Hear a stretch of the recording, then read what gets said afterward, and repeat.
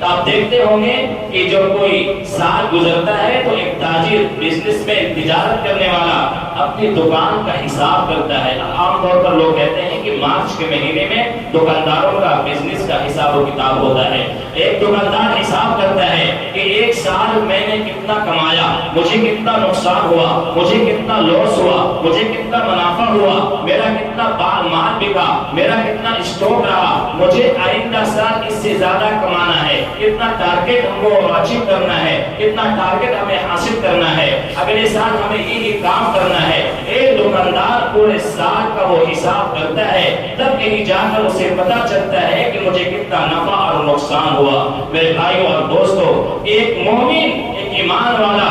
جو دنیا جس کے لیے آخرت کی کھیتی ہے,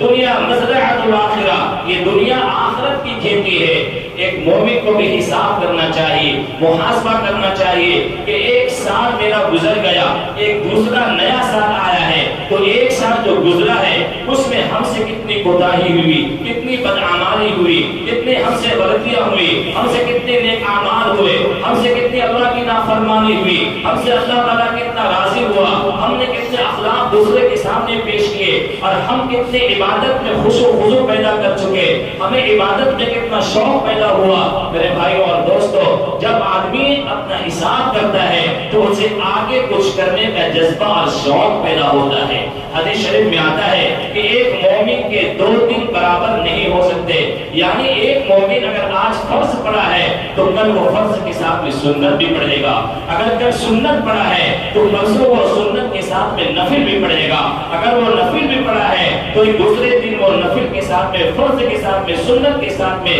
ذکر اور تہجد بھی پڑھے گا. وہ برابر ترقی کی راہ پر گامزن ہوتا ہے. ایک مومن کب جب اپنا حساب کرتا ہے تب وہ گامزن ہوتا ہے, حساب و کتاب کرے گا تب گامزن ہوگا.